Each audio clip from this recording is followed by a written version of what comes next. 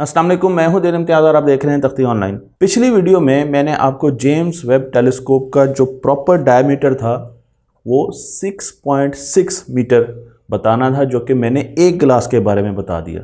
तो यहाँ पर मैं इसकी करेक्शन करना चाहता हूँ। सबसे पहले आपको पता होना चाहिए कि जेम्स वेब टेलीस्कोप का जो प्राइमरी रिफ्लेक्टर है, जिसमें 18 ग्लासेस लगे हुए हैं, उसका डायमीटर एक साइड से दूसरी साइड तक का डायमीटर 6.5 मीटर और कुछ जगह पर 6.6 मीटर लिखा हुआ। तो ये करेक्शन पहले अपनी कर लीजिएगा और मैं माज़रत ख़्वाह हूँ इस गलती के लिए। और अब हम चलते हैं जेम्स वेब टेलीस्कोप की इंजीनियरिंग की तरफ, क्योंकि हम उसकी सनशील्ड के बारे में जानना चाहते हैं। यहाँ पर मैं आपको एक सनशील्ड दिखा रहा हूँ जो कि 5 लेयर्स में है, और इसका काम यह है कि इसने जेम्स वेब टेलीस्कोप को सूरज की इंफ्रारेड और विजिबल लाइट और बाकी रेडिएशन से बचाना है, उसके टेम्परेचर से भी बचाना है और उसकी रेडिएशन से भी बचाना है। जो मटीरियल यहाँ पर इस्तेमाल किया जाता है उसे कैप्टॉन कहते हैं। ये ऐसा मटीरियल है जो कि रेडिएशंस के खिलाफ बड़ा अच्छा काम करता है। रेडिएशंस को एब्जॉर्ब नहीं करता, क्योंकि रेडिएशंस आपको टेम्परेचर देती है, तो रेडिएशन को एब्जॉर्ब नहीं करता, उनको रेडिएट करता है, उनको रिफ्लेक्ट करता है। इस वजह से हमने कैप्टॉन के मटेरियल का इंतखाब किया। और बीच में क्योंकि स्पेसेस हैं, हर जो 5 लेयर्स हैं उनके बीच में स्पेसेस हैं, तो इस वजह से वहाँ पे कंडक्शन और कन्वेक्शन तो वैसे नहीं हो सकती। रेडिएशन के ज़रिए टेम्परेचर आगे जा सकता था और उसके लिए हमने कैप्टॉन का मटेरियल इस्तेमाल किया। मैं आपको यहाँ पर जो सबसे बड़ा चैलेंज था इस टेलीस्कोप का, उसके बारे में बताने जा रहा हूं, जो कि फोल्डिंग का चैलेंज। क्योंकि इस टेलीस्कोप को हम स्पेस में फोल्ड कर कर ही लेकर जा सकते हैं। रॉकेट के अंदर अगर इस टेलीस्कोप को हमने रखना है तो उसे फोल्ड करना पड़ेगा, लेकिन फोल्ड करना बहुत बड़ा चैलेंज है। मसलन अगर आप एक लिफाफे को, प्लास्टिक के लिफाफे को फोल्ड करना चाहें तो क्या आप तयशुदा तरीके से उसको फोल्ड कर सकते हैं? या अगर एक धागे को आपने फोल्ड करना है तो क्या आप उसको तयशुदा डिटर्मिनिस्टिक वे से फोल्ड कर सकते हैं? बहुत मुश्किल काम है। हम ये चाहते थे कि जब इस टेलीस्कोप को हम फोल्ड करें तो हमें पता हो कि इसने फोल्ड होकर क्या शक्ल इख्तियार करनी है, और उसके लिए हमें इसको स्ट्रक्चर देने की ज़रूरत थी। और वो स्ट्रक्चर हमने दिया मुख्तलिफ़ किस्म के इक्विपमेंट से। मसलन हमने इसमें स्टड्स यूज़ किए, हमने इसमें मोटर्स यूज़ की, हमने इसमें पुलीज़ का इस्तेमाल किया, बेयरिंग्स, केबल्स, और उसके साथ साथ 128 पिन्स लगी हैं जो कि खुलती हैं जब ये पूरा का पूरा खुलेगी। 300 फेलियर पॉइंट्स हैं जो कि मेल फंक्शन कर सकते हैं अगर ये अनफोल्ड हो रही है। तो जब इसे स्पेस में जाके अनफोल्ड होना है तो उस वक्त हमारे लिए एक बहुत ही मुश्किल मरहला होगा, क्योंकि 300 पॉइंट में से अगर एक पॉइंट भी फेलियर में आ जाता है तो पूरे तरीके से टेलीस्कोप काम नहीं कर सकेगी, अनफोल्ड नहीं हो सकेगी।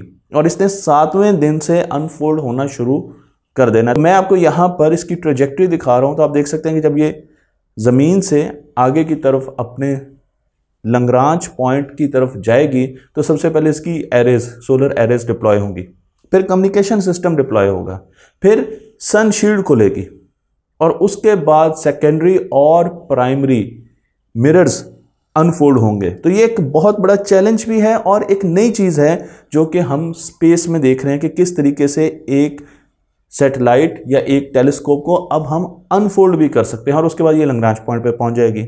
इंस्ट्रूमेंटेशन की अगर बात करें तो इसके अंदर एक इंटीग्रेटेड साइंस इंस्ट्रूमेंट मॉड्यूल लगा हुआ है जिसे ISIM कहते हैं। इसकी लोकेशन प्राइमरी रिफ्लेक्टर के बिल्कुल पिछली साइड पर है। मैं आपको यहाँ पर तस्वीर में दिखा भी रहा हूँ, तो आप देख सकते हैं कि ये बहुत ही ज़्यादा सेंसिटिव हिस्सा है, और इसी हिस्से को, प्राइमरी रिफ्लेक्टर को, और इस हिस्से को हमने सनशाइन से और रेडिएशन से बचाना है। तो इंस्ट्रूमेंट कौन से हैं? यहाँ पर मैं आपको 4 इंस्ट्रूमेंट्स के बारे में बता रहा हूँ, जिसमें नियर इंफ्रारेड कैमरा है जिसे NIR कैम कहते हैं, नियर इंफ्रारेड स्पेक्ट्रोग्राफ है जिसे NIR स्पेक कहते हैं, मिड इंफ्रारेड इंस्ट्रूमेंट्स हैं, बहुत अहम हैं, जिन्हें MIRI कहा जाता है, और इनको हमने ठंडा रखना होता है। मिड इंफ्रारेड इंस्ट्रूमेंट्स को हमने ठंडा रखना होता है और सारी की सारी कूलिंग इनके लिए की जाती है ताकि इनको बहुत कम टेम्परेचर पर हम ऑपरेट कर सकें। और उसके बाद फिर हमारे पास नियर इंफ्रारेड इमेजेस और स्पेक्ट्रोग्राफ्स भी इसमें मौजूद होते हैं जो कि अपना काम कर रहे होते हैं और तस्वीरें खींच रहे होते हैं। ठंडा रखने के लिए कूलर की ज़रूरत है, और कूलर अमूमन रोटेटरी पार्ट से बनता है। लेकिन इमेजिन कीजिए कि एक टेलीस्कोप ने दूर के सितारे को फोकस किया हुआ है और उसके फोकस की जो प्रिसीजन है वो बाल से भी पतली होती है, बाल से भी छोटी अगर चेंज आए साइज़ में तो वो ख़राब कर सकती है। और हमने दूर के सितारे को फोकस किया हुआ, और उस वक्त कूलर चले और कूलर की रोटेशन की वजह से वो फोकस ख़त्म हो जाए, क्योंकि कूलर की वजह से वाइब्रेशन हो सकती है। इस वजह से हमें ऐसे कूलर की ज़रूरत थी जिसमें किसी किस्म का रोटरी पार्ट ना हो, मूविंग पार्ट ना हो। तो इसलिए जो कूलर इसके लिए बनाया गया उस क्रायोजेनिक कूलर कहा जाता है। मैं आपको यहाँ पर क्रायोजेनिक ट्यूब दिखा रहा हूँ, और ये कूलर कैसे काम करता है आपको बड़ी हैरानी होगी कि ये साउंड से कूलिंग करता है। तो हम एक ट्यूब में साउंड वेव को रेजोनेट करवाते हैं, एक रेजोनेटर है, और उसके साथ स्टैंडिंग वेव्स प्रोड्यूस करते हैं। स्टैंडिंग वेव का मतलब आसान जुबान में ये है कि अब जहाँ पर पीक आई है वहाँ पर पीक ही रहेगी, और जहाँ पर ट्रफ आई है वहाँ पर ट्रफ ही रहेगी। तो जहाँ पर टेम्परेचर ज़्यादा हो रहे थे क्योंकि मॉलिक्यूल ज़्यादा थे, तो वहाँ पर टेम्परेचर और ज़्यादा होना शुरू हो जाएंगे, और जहाँ पे टेम्परेचर कम था क्योंकि कम मॉलिक्यूल थे वहाँ पर और टेम्परेचर कम होना शुरू हो जाएगा। तो अब हमारे पास टेम्परेचर का एक डिफरेंस आ गया, पोटेंशियल डिफरेंस आ गया टेम्परेचर का, और उसके आगे एक्सचेंजर लगाकर, हीट एक्सचेंजर लगाकर हम कूलिंग कर सकते हैं, और इसी तरीके से हम बहुत कम टेम्परेचर प्रोड्यूस कर सकते हैं, जो कि हम यहाँ पर कर रहे हैं। डाटा सेंटर भी इसके ऊपर मौजूद है जिसमें कंप्यूटर्स भी हैं, चिप्स भी हैं, इंटीग्रेटेड सर्किटरी भी है, और उसको भी हमने ठंडा रखना है। और उसके साथ साथ टेलीस्कोप पर रिएक्शन व्हील्स मौजूद हैं। रिएक्शन व्हील्स के साथ मैं अभी आपको तस्वीर में रिएक्शन व्हील्स दिखा रहा हूँ। 6 किस्म के रिएक्शन व्हील्स मौजूद हैं, और इनका काम क्या है? जब हमारा टेलीस्कोप लैग्रांज पॉइंट पर रोटेट कर रहा है तो उसको सूरज की रोशनी का सामना है, और सूरज की रोशनी में फोटॉन्स में मोमेंटम होता है, एनर्जी होती है। तो जब शील्ड पर, सन शील्ड पर भरमार होगी फोटॉन्स की, तो वो आहिस्ता आहिस्ता इसकी अलाइनमेंट चेंज करने की कोशिश करेगी, और उसको, उस अलाइनमेंट को बरकरार रखने के लिए हमें रिएक्शन व्हील की ज़रूरत है, जो कि 6 अदद इस स्ट्रक्चर में लगे हुए हैं। रिएक्शन व्हील्स की मूवमेंट से हम टेलीस्कोप की अलाइनमेंट चेंज कर सकते हैं, जिस तरीके से मैं आपको यहाँ पर तस्वीर में दिखा रहा हूँ। और एक और सिस्टम भी हमने लगाया हुआ है जो कि थ्रस्टर्स का सिस्टम है, और थ्रस्टर्स की वजह से भी हम अलाइनमेंट चेंज कर सकते हैं। मैं आपको यहाँ पर 4 मिरर्स दिखा रहा हूँ जो कि इस स्कोप में यूज़ होते हैं, लेकिन अब हम डिस्कस करने जा रहे हैं फाइन स्टेयरिंग मिरर को। बाकी मिरर्स को तो हमें पता चल गया, लेकिन फाइन स्टेयरिंग मिरर लॉक किया जाता है ताकि ब्लर कम से कम हो। अगर ये मिरर प्रॉपर तरीके से लॉक ना किया जाए, थोड़ा सा भी इसमें बाल से भी पतले साइज़ की अगर इसमें फ्लक्चुएशन हो तो हमें इमेजेस ब्लर मिलेंगे, जो कि हबल में हुआ। तो हमने इसको कंट्रोल करना है, और उसके लिए हमने फाइन गाइड सिस्टम बनाया जो कि इसके सिस्टम को कंट्रोल करता है, इसकी फोकसिंग को भी कंट्रोल करता है, और उसके साथ साथ इसमें एक अपडेटेड एटीट्यूड कंट्रोल सिस्टम भी है जो कि हर 25 माइक्रोसेकंड्स के बाद टेलीस्कोप को एडजस्ट कर रहा होता है रिएक्शन व्हील्स की मदद से। और इसी तरीके से मैंने आपको बताया था कि इसमें थ्रस्टर्स मौजूद हैं, क्योंकि थ्रस्टर्स के लिए फ्यूल की ज़रूरत है, तो यहाँ पर हमें फ्यूल भी चाहिए।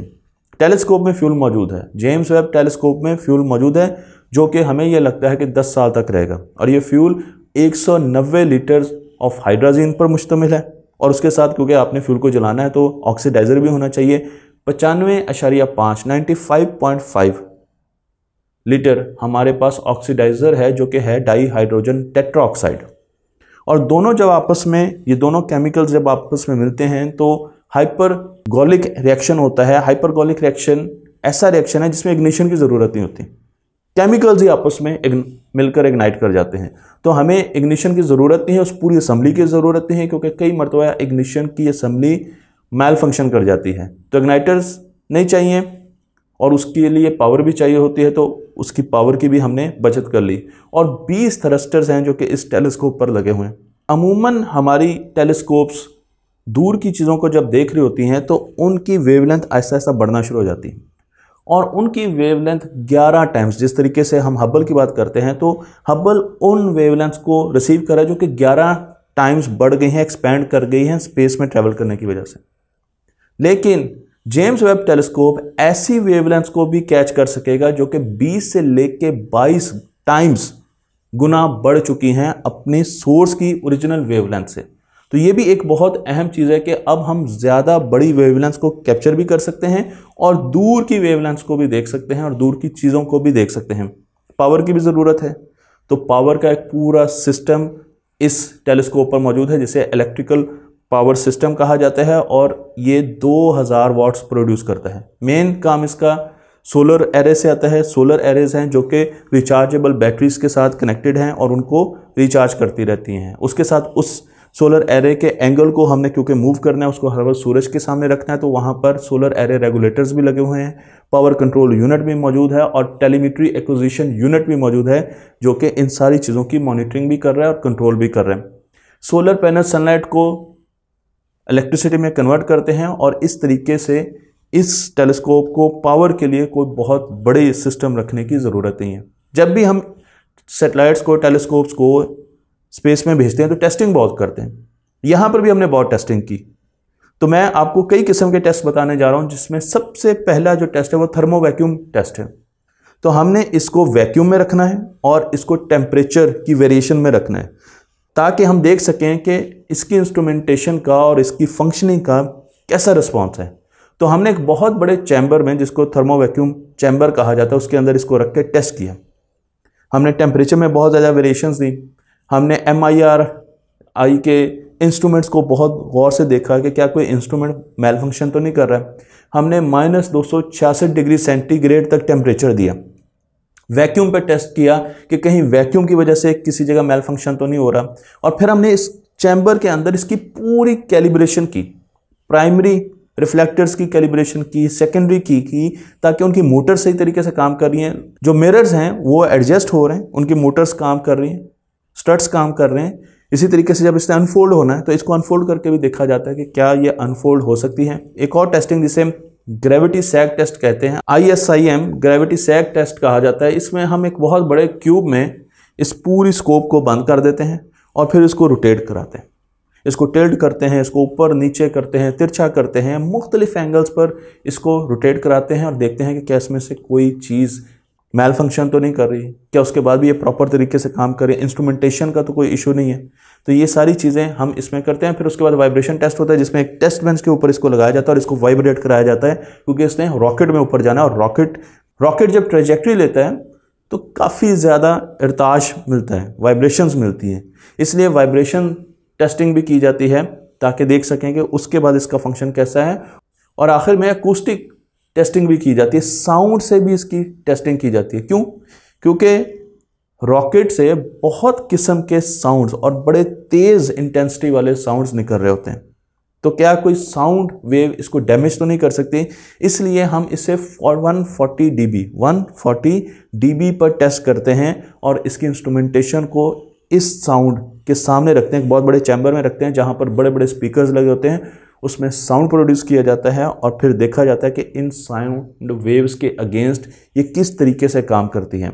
और ये सारी टेस्टिंग करने के बाद फिर हम इसे लॉन्च करने जा रहे हैं और अब तो हम इसे लॉन्च कर चुके हैं। तो मुझे उम्मीद है कि ये पूरी की पूरी वीडियो और पूरी सीरीज़ आपको पसंद आई होगी, जिसमें हमने इसके मकासद को भी डिस्कस किया और हमने ये भी देखा कि इस टेलीस्कोप की इंजीनियरिंग क्या है, इसमें कौन कौन से मटेरियल्स यूज़ किए गए हैं, उन मटेरियल्स का फ़ायदा क्या है। मुझे उम्मीद है कि अब आपको ये भी पता चलेगा कि आप जो चीज़ें क्लास में पढ़ रहे हैं, जो चीज़ें आप अपने कॉलेज या स्कूल में पढ़ रहे हैं, उनकी एप्लीकेशन कहाँ पर हो रही है, बेरिलियम की एप्लीकेशन कहाँ हो रही है, गोल्ड की एप्लीकेशन कहाँ पर हो रही है, चीज़ों को कैसे डिज़ाइन किया जा रहा है, मोटर्स कहाँ पर लगाई जा रही हैं, रोशनी का क्या फ़ायदा है, रोशनी में किस किस्म की इंफॉर्मेशन मौजूद होती है। तो बहुत सी ऐसी चीज़ें जो हमारे स्कूलों और कॉलेजेस को पता होने चाहिए।